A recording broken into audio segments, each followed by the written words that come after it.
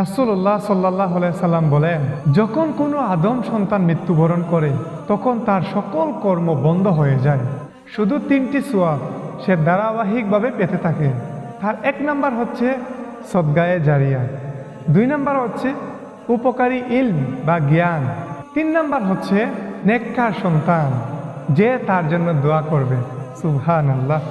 এই হাদিস থেকে আমরা বুঝতে পারলাম যে মানুষ মরে যাওয়ার পরে সব আমল বন্ধ হয়ে গেলে 3টি আমল চালু থাকবে।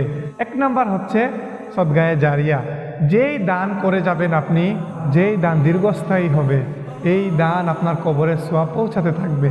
2 নাম্বার হচ্ছে উপকারী জ্ঞান, উপকারী বিদ্যা, যেগুলোর মাধ্যমে আপনি সমাজের কল্যাণ করেছেন, ইসলামের কাজে ব্যয় করেছেন যে এই জ্ঞানটা।